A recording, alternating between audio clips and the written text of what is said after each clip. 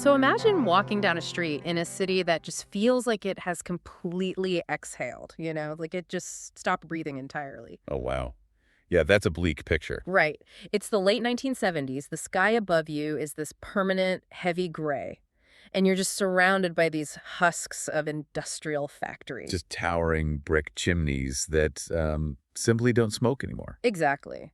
There is this pervasive, almost suffocating sense of economic depression. I mean, unemployment is skyrocketing. The whole landscape is essentially just painted in shades of concrete rust and exhaustion. You're really describing a place where all those grand promises of the Industrial Revolution have just fractured. It leaves this very hollow, echoing reality for the Yeah. people still living there. Yeah, and we are in Manchester, England. And today we are taking a deep dive into how that exact environment, that suffocating gray bleakness, birthed a sound that completely rewired music history. It really did. And we're pulling from this incredible retrospective column today. Yeah, the one published by Monumental Movement Records, or MMR.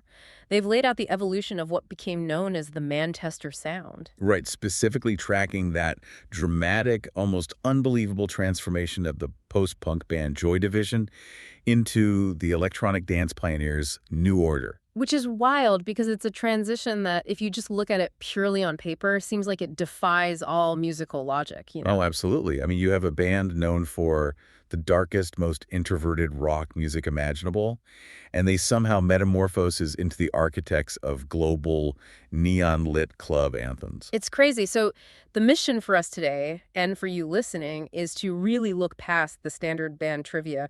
We are exploring a profound story of resilience here. We're examining how human despair can actually be reconstructed into light. Yeah, like how do you take the deepest, most isolating human pain and use cold, unfeeling technology to express it? It's fascinating. It's a look at how a group of people experiences a devastating loss, and rather than folding, decides to completely reinvent their entire identity.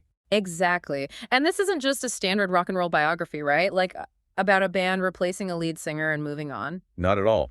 The MMR retrospective really provides a blueprint for how art, and frankly how the human spirit, survives and evolves through extreme constraints. It's all about survival through radical reinvention. Okay, so before we can even think about the flashing strobe lights of the 1980s dance floor, we really have to understand those heavy gray skies that birthed Joy Division. Right, we have to go back to 1976. Yeah, 1976. Three guys, Bernard Sumner, Peter Hook, and Stephen Morris, meet up. They form a band, connecting through school and the local, very gritty punk scene. And like a lot of bands, they start out just playing loud, fast cover songs. It's your standard garage band origin story, really. But the geographical context changes everything. Oh, definitely. Because they weren't marinating in the sunshine of California. Yeah. They were soaking in the gloom of Manchester. Right. So eventually they shed the standard punk covers and started forging their own distinct musical DNA, and they were pulling heavily from krautrock. And for those who might not be familiar, krautrock was this 1970s experimental German music movement, right? Spearheaded by bands like Kraftwerk and New. Exactly, and krautrock is heavily reliant on this repetitive, driving, almost robotic 4/4 rhythm. It's known as the motoric beat. The motor beat, yeah. Yeah. And they blended that hypnotic machine-like rhythm with the cold, hard edge of the Velvet Underground. Who brought this gritty, unapologetic reality of street life to the mix. Add in some avant-garde theatrics from artists like David Bowie and Roxy Music, and you just have a totally unique foundation. And those specific influences perfectly match their environment. Right. I mean, the motoric beat literally mirrors the repetitive, relentless hum of factory machinery. Oh, that's such a good point. While the guitars reflect the harshness of the streets, they really took those disparate elements and forged a sonic landscape that felt like the city itself. It really did. And on top of that foundation stood their frontman, Ian Curtis. Yeah. Curtis was writing these lyrics that captured the self-alienation and social anxiety of a generation with just terrifying precision. You listen to tracks like Transmission or She's Lost Control, and he is laying this profound, deep, personal loneliness right over the mechanical, inorganic feel of the music. It's so striking. He functioned as a mirror for the youth of Manchester, really. The music wasn't offering an escapist fantasy, that's for sure. It was forcing the listener to look directly at the decay around them. And the live performances elevated that tension even more. I mean, they played in near darkness. And Curtis had this incredibly intense, visceral dancing style. It wasn't choreographed pop dancing, No. It was erratic, stiff, and deeply unsettling. It became legendary in the underground scene because it just felt so raw. It felt like a physical manifestation of the anxiety in the room. I keep thinking about Joy Division's sound as a piece of architecture. Oh, interesting. Like what kind? To me, it feels exactly like a brutalist building. Think of those massive, blocky government buildings from the 70s made entirely of raw, unpainted concrete. Oh, yeah, the ones that just look like giant gray fortresses. Exactly. From the outside, brutalism is intimidating. It's cold and monolithic. But when you actually stand inside one of those raw, concrete structures, it echoes with this overwhelming, almost spiritual emotion. It makes you feel very small, but very human. Exactly. But here's the technical leap I really struggle with. It's one thing to feel depressed or to write sad lyrics. How do you actually engineer the feeling of a gray sky and concrete into an audio recording? Well, the answer to that lies with a man named Martin Hannett. Okay. He was their producer, and he was something of a mad scientist in the studio. I mean, Hannett didn't just point microphones at amplifiers and hit the record button. Great. He actually pioneered spatial acoustics for rock music. He completely manipulated how sound occupied physical space. Wait, spatial acoustics sounds great in theory, but what does that actually look like when you're standing in a recording studio in 1979? It meant physically deconstructing the band. Yeah. Most producers would record a drummer playing the whole kit at once. Yeah, normally? Hannett would force Stephen Morris to take his drum kit apart and play every single drum individually. You're kidding, every single drum. Yes.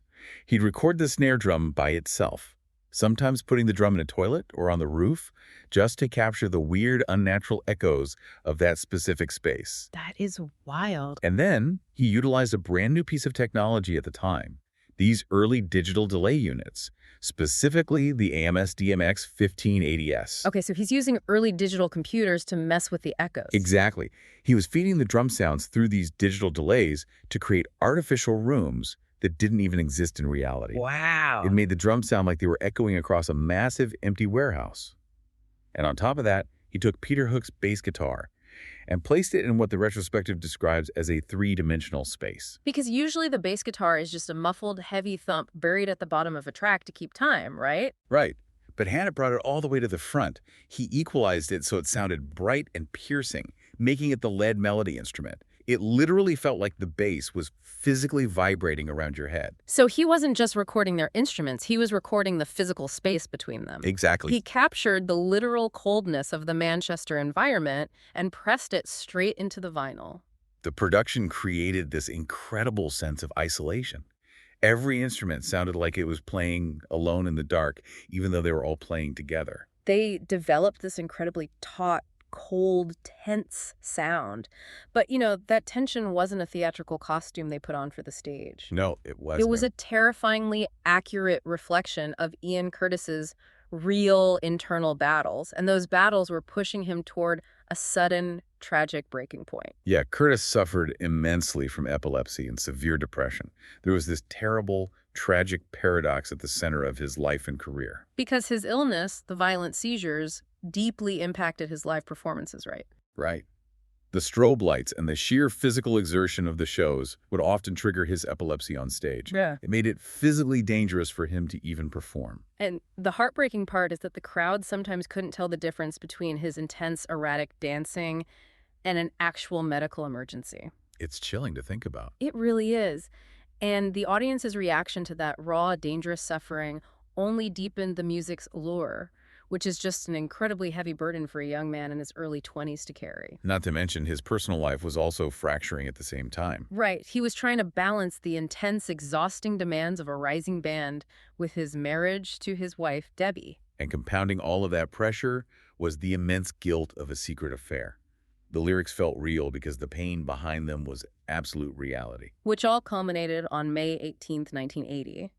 Curtis took his own life at his home in Manchester. It shocked the music world to its absolute core. I mean, Joy Division had just released incredibly influential music. They were literally on the eve of their first major American tour, and then suddenly the voice, the focal point of the band, is just gone. Gone. And for the vast majority of bands, that is the definitive end of the story. Yeah, usually the grief is too much, the creative center is gone, you pack up the instruments, and you try to find normal jobs. But they didn't do that. The surviving members, Sumner, Hook, and Morris, make the incredibly difficult choice to push forward. Bernard Sumner eventually steps up to the microphone to take over the vocal duties. Right, and rather than trying to be a watered-down imitation version of Joy Division, they begin experimenting with a radically new direction. They start pulling in synthesizers, they start making dance music, eventually rebranding entirely as New Order. Which is the pivot that really defines their legacy. Wait, human nature's weird, though? I mean, if your house burns down, you don't usually decide to build a discotheque on the ashes, you know? That is a very vivid way to put it. It feels almost jarring to the outside observer. Like, was abandoning the dark, introspective rock format for upbeat dance music just a coping mechanism? Were they just trying to drown out the sorrow with loud, synthetic beats? It's a very natural assumption to make, honestly. Yeah. But the MMR retrospective reframes this completely. It wasn't escapism at all. Okay, what was it then? It was a functional mechanism for survival. Think back to the mission we discussed at the beginning, reconstructing despair into light. Right. When they walked back into the rehearsal room without Ian, the silence must have been deafening. Ian was the front man, the chaotic, unpredictable human center of the room. Without him, there was a massive physical and sonic void. And you can't just hire another guy to stand at the microphone and pretend to be Ian Curtis. You absolutely can't. So instead of trying to replace the human element, they filled that void with machines. Ah, I see. Introducing synthesizers and early drum machines wasn't the way to run away from the silence. It was a way to forge a new identity that sprouted directly out of it. They essentially built a robotic, rhythmic spine to hold themselves up when they couldn't stand on their own. Exactly. The rhythm of New Order didn't erase Joy Division. It grew out of the negative space they left behind. Wow. So they've made the choice to survive, but now they have to figure out how to actually integrate this entirely new electronic toolkit. Right. Because they have traditional guitars and bass, but now they are dragging literal computers into the studio. They needed a laboratory to test it all out, which leads directly to the creation of a whole new cultural ecosystem in Manchester. And this is where the band moves from being just a musical group to being the architects of a larger cultural movement. Yeah. They were actively fusing their post-punk instincts with new technology. And to really understand this, we need to quickly look at what this new tech actually was. Right, the early sequencers and drum machines. Yeah, sequencer is basically electronic brain. You don't strum it or hit it with a stick. You program a grid of notes into it, telling the synthesizers exactly what to play and when to play it. So you're coding the music rather than performing it live. Yes. And the ultimate undeniable result of this alchemy happens in 1983 with the release of the 12-inch single Blue Monday. Blue Monday. Man, that is a track that is still instantly recognizable the second that kick drum starts. Oh, universally. It became the highest-selling 12-inch single of all time. It acted as the ultimate bridge between underground club culture and commercial pop music. But what made that bridge possible wasn't just the band in isolation. It was the entire infrastructure surrounding them. We have to talk about Factory Records and its visionary founder, Tony Wilson. Tony Wilson, yeah. He championed total artistic freedom over commercial demands. He wasn't your traditional music executive looking for a quick cash grab. He believed deeply in the collision of design, aesthetics, and music. And Factory Records also gave us the Haçienda Club. This Right. wasn't just a local venue where New Order occasionally played gigs. The Haçienda operated as a real-time research and development lab. Which is such a unique setup for a band. Absolutely. New Order's instrumental tracks became absolute staples in the DJ sets there. It created this incredibly rare two-way feedback loop between the band's studio output and the live dancing community. They would write a track, the DJ would play it at the Haçienda that night, and the band would watch how the crowd physically moved to it. Seeing what worked and what didn't. Exactly. What made them dance harder, what made them lose interest, and they would take that data straight back to the studio the next day to tweak the programming. See, here's where it gets really interesting to me. I look at a song like Blue Monday as a musical Trojan horse. Oh, I like that. How so? Think about how it functions. It has this pulsing, undeniable, euphoric dance beat that forces your body to move. It's totally designed for a nightclub. Right. But if you actually strip away the drum machine and listen to the lyrics and listen to Bernard Sumner's vocal delivery, it is incredibly deadpan. It really is. It's emotionally detached. It's cold. They successfully smuggled the dark, lyrical isolation of Joy Division right into the sweaty, euphoric environment of global dance clubs. That is brilliant. They got the entire world dancing to their grief, and most people didn't even realize it. It's a brilliant subversion of pop music. Yeah. And the famous Manchester sound wasn't just a genre of music, It was actually a unique cultural sphere made of three overlapping elements working in tandem. Okay, what were the three? First, you have Martin Hannett's acoustic reverb, that cold, spacious, engineered studio sound. Right. Second, you have the Hacienda's architectural club environment, the physical space where the music lived and evolved. Right. And the third? Third, you have Peter Seville. Ah, Peter Seville, the visual genius. You see his graphic designs everywhere today, even if you don't know his name. He handled all the art direction. Seville gave the band his visual brand identity, which was radically different from anything else at the time. I mean, look at the cover for Blue Monday. Yeah, there is no photo of the band. There isn't even a title on it. It looks exactly like a giant die-cut 5¼ inch computer floppy disk. Complete with that color-coded strip down the side that you had to decipher just to read the band's name. Exactly. It was about the aesthetic of the technology, not about idolizing the musicians' faces. Yeah. Those three elements, the production, the club, and the design, merged to create something totally unprecedented. So from the outside, looking back at the 1980s, it sounds like perfect synergy. Everything clicks, they conquer the world. Sure, from the outside. But to evolve across multiple hit albums through the decade, there had to be immense internal friction. Oh, absolutely. You don't get that level of innovation without a significant grinding of the gears. Right. Throughout the 80s, they released these critically acclaimed albums like Power, Corruption, and Lies, Low Life, and Technique. Amazing records. And with each one, they are continuously experimenting, trying to perfectly balance the rock elements with the club appeal. And by this point, the band dynamics had shifted. Right, they were a four-piece now. Yeah, Bernard Sumner, Peter Hook, Stephen Morris, and Gillian Gilbert, who joined on keyboards and guitar. And putting four brilliant, highly opinionated people in a room and asking them to invent a new genre of music is, well, it's not going to be a peaceful process. Definitely not. It was famously volatile. There were intense role divisions and clashes over the sonic direction. You had Bernard Sumner, who was becoming obsessed with the synthesizers and the programming.